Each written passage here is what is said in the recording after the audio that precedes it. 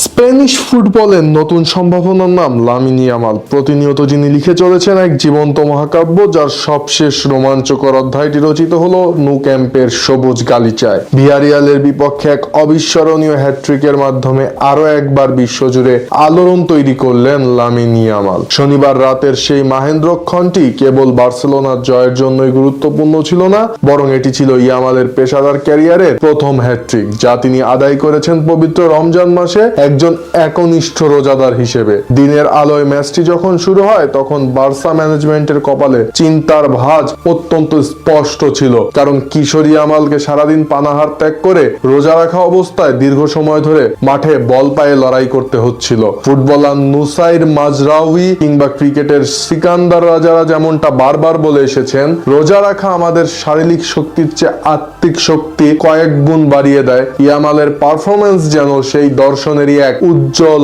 মূর্ত প্রতীক হয়ে ধরা দিল। মাঠে 88 মিনিট উপস্থিত থেকে তিনি যখন একের পর এক শৈল্পিক ছন্দে প্রতিপক্ষের জালে বল জড়াচ্ছিলেন, তখন গ্যালারিতে উপস্থিত হাজারো দর্শক বিমোহিত হয়ে দেখছিলেন এক কিশোরের অবিশ্বাস্য মানসিক দৃঢ়তা, যা ক্ষুধার্ত পেটে এবং তৃষ্ণার্ত শরীরেও বিন্দুমাত্র ম্লান হয়ে যায়নি। ম্যাচের পর ইয়ামালের কণ্ঠে ছিল জয়ের তৃপ্তি, আর সমর্থকদের প্রতি ছিল গভীর কৃতজ্ঞতা।